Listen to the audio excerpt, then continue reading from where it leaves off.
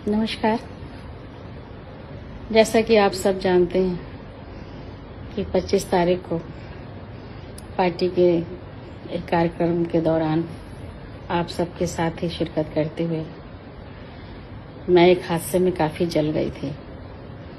आप सब ने त्वरित गति से मुझे मेडिकल कॉलेज बहराइच में भर्ती कराया।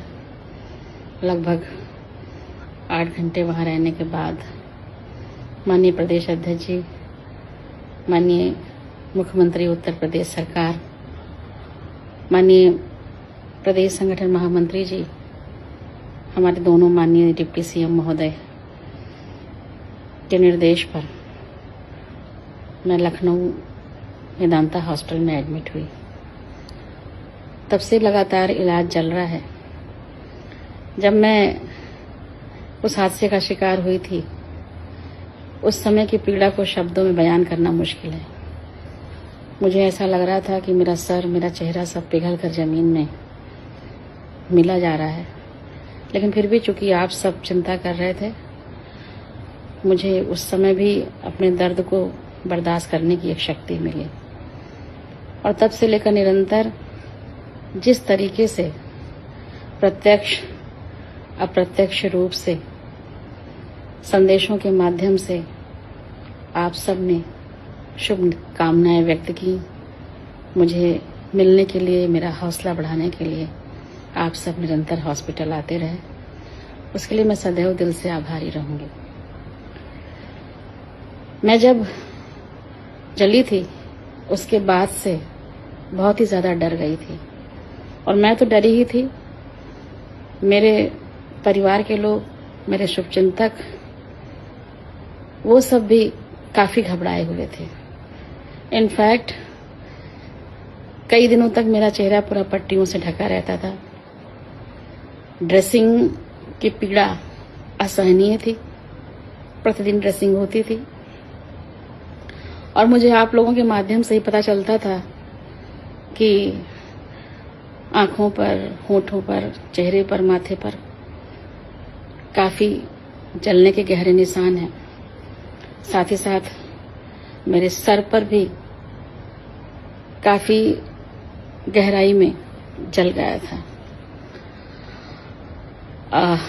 मेरे कमरे के शीशे हटा दिए गए थे। शीशों के ऊपर, बाथरूम के शीशों पर भी हॉस्पिटल प्रशासन ने अखबार लगवा दिए थे।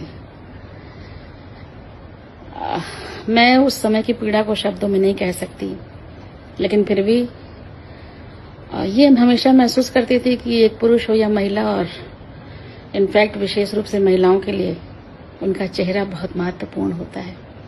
क्योंकि जब आप कहीं भी प्रेजेंट करते हैं तो सबसे पहले आपका चेहरा दिखता है, आपके अंदर के भाव भी आपके चेहरे पर ही आते हैं। मुझे हर समय लगता था कि मैं आगे चलकर कभी सबके बीच खड़ी हो पाऊंगी कि भी नहीं, बैठ पाऊंगी कि भी नहीं। लेकिन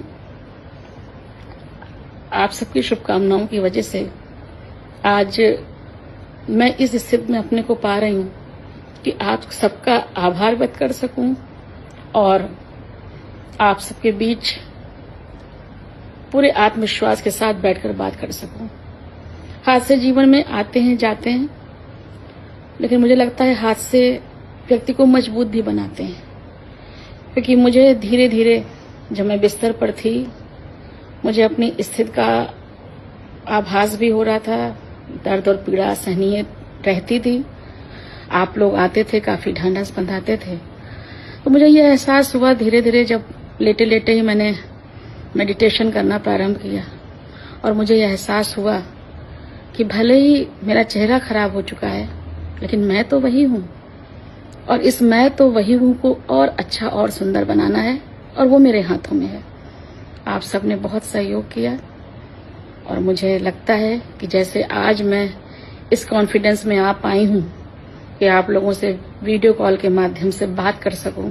बहुत कमी महसूस करती थी कि मैं बाहर निकल नहीं पा रही हूं, आप सबके बीच बैठ कर नहीं पा रही हूं, आप सबके सुख दुख में नहीं जा पा रही हूं। इस बीच तमाम शादियां हुई, तमाम ऐसी चीजें नहीं जहां मुझे होना चाहिए था, नहीं जा सकी। लेकिन आज यह आत्मविश्वास अगर मेरे अंदर आया है कि मैं आप सबसे रूबरू हो सकूं, तो इसके लिए अगर कोई जिम्मेदार है तो वो आप हैं। क्योंकि आप लोगों ने जैसे मेरा चेहरा पहले था, जैसा बाद में हुआ, मुझे लगता है बाद वाले चेहरे में आपने बहुत दुलार दिया, तो मैं उसे कैसे भूल सकती हूँ। और मुझे ऐसा लगता है, डॉक्टर्स का कहना भी है कि अभी और सुधार होगा और शायद हफ्ते 10 दिन के बाद मैं सक्रिय रूप से फिर से आप सबके बीच काम कर सकूंगी।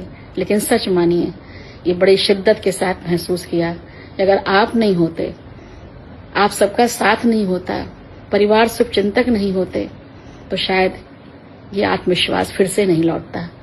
मुझे मेरे खुद से मिलाने के लिए, मुझे अंदर की खूबसूरती का एहसास दिलाने के लिए आप सबका बहुत आभार व्यक्त करती हूँ। बहुत बहुत धन्यवाद।